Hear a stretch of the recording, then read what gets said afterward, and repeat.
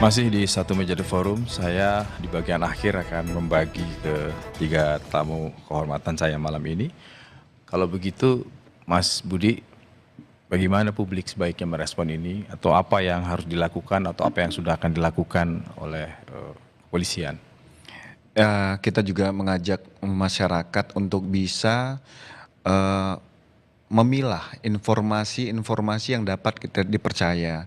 Jangan juga ruang digital diterima mentah-mentah, sehingga selain kalau hanya itu terkait tentang kritik, saran, itu mungkin nggak ada masalah. Tapi kalau itu sudah provokasi, sehingga persepsi dan psikologis ini terbawa untuk melakukan suatu perbuatan. Kita mengajak untuk masyarakat kita lebih bijak, wise di dalam melihat unggahan ataupun memprediksi suatu persoalan. Kami Polda Metro Jaya selalu akan menyampaikan situasi terkini, dan sampai sedetik ini kami sampaikan bahwa situasi Jakarta masih aman, kondusif, dan seluruh masyarakat masih dapat melakukan aktivitas seperti semula. Gitu. Oke, Mbak Nining, apa pendapat Anda merespon desas-desus ini, dan menurut Anda sebaiknya seperti apa masyarakat termasuk juga kawan-kawan aktivis buruh? Iya, kalau kita tidak pernah ingin terjadinya sebuah kerusuhan itu ya gitu. Kita ingin mengingatkan bahwa pemerintah ini supaya tidak terjadi kemerosotan kepercayaan publik, maka segera perbaiki apa yang kemudian menjadi pesan-pesan suara-suara rakyat tentang persoalan peningkatan kesejahteraan, perlindungan, hentikan kekerasan, berikan ruang berdemokrasi untuk rakyat gitu ya. Terus kemudian juga bagaimana lapangan pekerjaan sehingga krisis ekonomi yang hari ini dihadapi oleh mayoritas rakyat, dan kemudian termasuk juga terjadi bagaimana beban negara hari ini, hutang semakin besar gitu ya, pajak semakin diberikan kepada rakyat, ini segera dihentikan, dan apa yang kemudian mandat dari konstitusi negara untuk memenuhi bagaimana tentang persoalan kemakmuran, kesejahteraan gitu ya, mencerdaskan kehidupan bangsa, itu harus menjadi prioritas dari pemerintah dan wakil-wakil rakyat. Hentikan saut-sautan yang tidak penting gitu ketika merespon rakyat. Rakyat itu keinginan empati. Rakyat sedang susah katanya harus ikat pinggang, tapi pejabatnya jalan-jalan gitu ya. Dia beli mobil mewah gitu. Hal itu yang harus dirubah perilaku. Sensitivitas, baik. Terima kasih. Prof Kiki. Jadi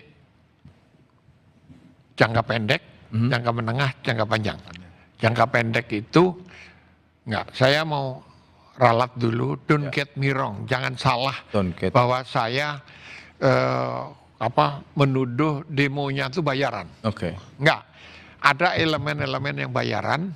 Ada juga yang tidak. Yang murni perjuangan. Yang murni, dan yang bayaran ini yang biasanya mengganggu, merusak. Nah, jangka pendek misalnya, mari beli plester rame-rame. Mulutnya pejabat sama anggota DPR itu diplester aja gitu. Supaya nggak celometan, malah bikin rusuh gitu. Nah, nggak semuanya kan? Ada yang baik juga. Nggak semua di DPR, saya lihat cuma Nadian aja yang cuap-cuap masih mendingan. Yang lain tuh balik lagi, di demo, dirusak, kembali lagi. Nah, lalu jangka menengah, jangka panjangnya adalah kita siapkan saluran dari jalanan ke pawai-pawai alegoris misalnya. Lalu seperti di London ada Hyde Park. Kalau mau teriak-teriak, mau ngomong apa aja, masuk ke kawasan taman itu, silahkan di situ gitu. Nah, polisi berkali-kali mau mencoba ini, masih belum berhasil sampai sekarang gitu. Ini mungkin taman aspirasi gitu ya kira-kira ya. Persoalannya didatang ke depan kantornya aja pejabatnya nggak ada Pak, apalagi kalau nggak ada Hyde Park-nya di DPR sana, di depan sana. Baik. Gitu. Itu aja. Terus yang terakhir, mudah-mudahan tidak rusuh. Amin. Saya himbau teman-teman, ada kerusuhan. Pemain lama yang turun ke jalan, ini situasinya sudah berbeda. Kalau masih muda tidak radikal, itu tidak punya hati. Kalau sudah tua masih radikal, itu tidak punya otak. Dan saya sudah mulai punya otak. Terima kasih. Dan sebaiknya tidak boleh radikal. Terima kasih. Makanya yang penting itu kebijakannya berpihak kepada rakyat. Terima kasih Mas Budi, terima kasih Mbak Nining, terima kasih Prof Kiki.